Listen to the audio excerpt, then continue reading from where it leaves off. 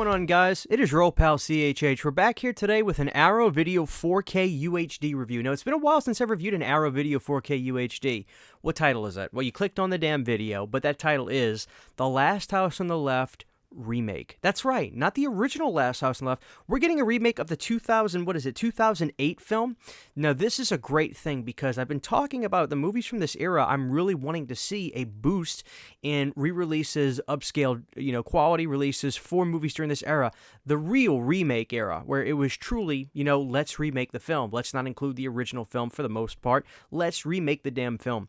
So, this came out of nowhere to me, and I couldn't be more happy when I heard about this. Now, I've been vocal about, I really respect the original film. It's not something that I go back and revisit a lot, and it's obviously, a film with some really dark subject matter. Now, Wes Craven is looked at as this highfalutin, classy, metaphorically scary kind of movie guy with, like, the ending of stuff from Elm Street, and, but you look at his catalog, he's got a lot of, like, gritty, nasty stuff. If you look at his catalog, he's got some stuff that's really, highbrow in a sense, and then his other stuff that's just like, oh wow, that's the darkest subject matter. But that being said, though, with the remake of The Last House on the Left, I hadn't seen this since when it came out on DVD back in the day.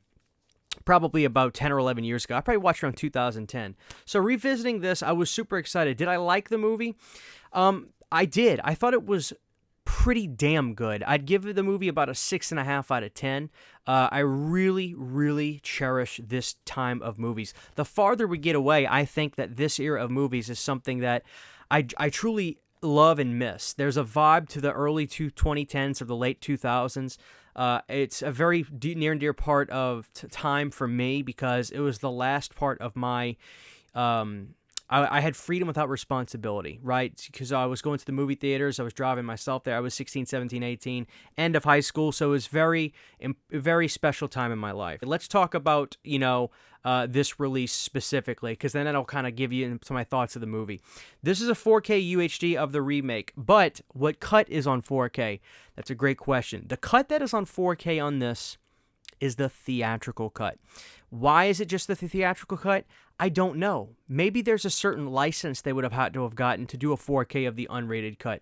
Maybe they weren't able to do it. Maybe they just didn't feel the need to do it. It's hard to say. I never know the true reasons behind things like that. But with that being said, I went ahead and watched both cuts of this film. I actually checked. I did not have a Blu-ray of the remake. All I had was a DVD. So this was a no-brainer to upgrade for me because I'm going from DVD really to 4K and really DVD to Blu-ray in a sense too because I believe the DVD was probably uncut. But anyway, which cut do I prefer? I prefer the unrated cut. Now, that's not to say, oh my god, because there is a really intense you-know-what scene in this film. If you've seen the movie, you know. And it's not that I'm some sort of weirdo that's just like, oh yeah, I want more of that. No, it's not that. It's the revenge. You get more to sink into. Revenge is a dish best served cold, and to see what the parents of the film were able to do to these, freaky people, I want to see all of it. I want to see the pain that they endure. It's very cathartic to see revenge play out in a movie like this. So that's why I prefer the unrated cut to the film. That's not to say that the theatrical cut really makes you miss out on a whole lot. It's just the really intense extra few seconds that are getting cut away, you're going to get in the unrated cut. So between the two cuts, I prefer the unrated cut. But if it's a movie you're not going to watch too often, and you're not if you're not particularly wanting to see the most vile stuff, you'll probably be okay with a theatrical cut as well. Now let's talk about the picture quality on the 4K. I gotta say, again, this gives me a lot of hope. This gives me a lot of anticipation to see more movies from this time getting turned into 4K. A lot of those horror remakes would probably look fantastic on 4K because this looked incredibly well done. I was a little bit nervous, but at the same time, when a movie like this comes from a boutique label like Arrow, that gives you some sense of, okay, they're going to do the best possible job on a restoration. And it looked incredibly well, especially the outdoor shots. Again, I always like to say it almost looks 3D. It's so uncompressed when you look at the image. So very well done, but you also still there's a grittiness factor that's in the heart of this the way that there's in the original. So if you watch the movie on 4K, you'll see what I mean, but you'll be blown away by how good it looks. Now, in terms of the Blu-ray, I gotta say, though, I did watch the Blu-ray on my same 65-inch QLED TV with my Polk soundbar, all that, and the Blu-ray still looked really, really good. Not as good as the 4K, but certainly it was a great-looking Blu-ray. So keep that in mind, too. Maybe I can't comment on if it looks better than the standard Blu-ray releases that came out years ago, but I can say that the Blu-ray unrated cut certainly looks really good as well. I'd give the Blu-ray cut like a 7 out of 10, but I'd give the 4K cut like a 9.5 out of 10. Looked sensational. So, there you go. So this, like I said, this is the Last House Remake 4K release from Arrow. Now, here's the thing if you're wondering, okay, I prefer the unrated cut, don't really need the 4K version, why should I get this? Well, there's some really great special features. The interesting thing is they're on the 4K disc, which always gives me a little bit of pause, but fortunately it did not affect it. So let's look at the back and we'll talk about the special features. So on the 4K disc, we get the 4K 2160p Ultra HD Blu-ray presentation in Dolby Vision HDR10 compatible, which is very good, of the original theatrical version. We get an exclusively new filmed introduction by the director Dennis Liadas, if that's how you say his name, brand new audio commentary by David Flint and Adrian Smith, A River of Blood, a new 31-minute interview with Sarah Paxton, which was fantastic, The Notorious Krug, a new 27-minute interview with actor Garrett Dillahunt, which he's so nice, you would never believe he could play that character. Suspending Disbelief, a new 18-minute interview with screenwriter Carl Ellsworth. Reviving the Legend, a new 33-minute interview with producer Jonathan Craven.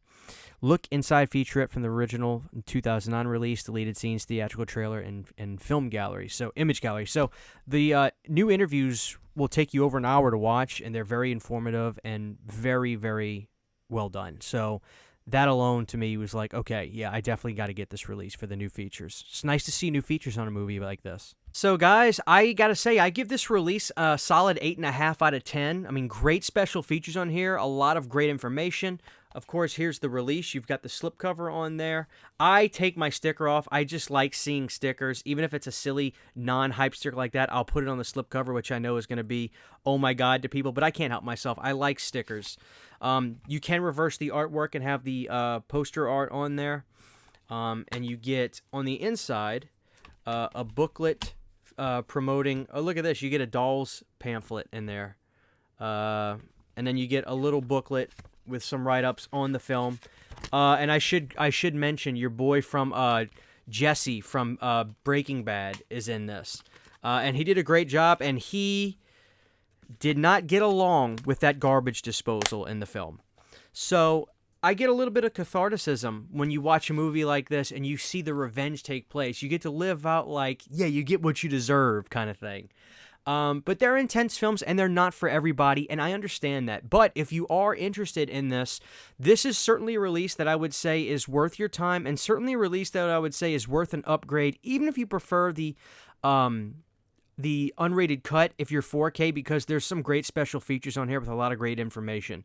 So, guys, I give this release a solid 8.5 out of 10. The Last House on the Left remake, definitely pick it up if you are so inclined.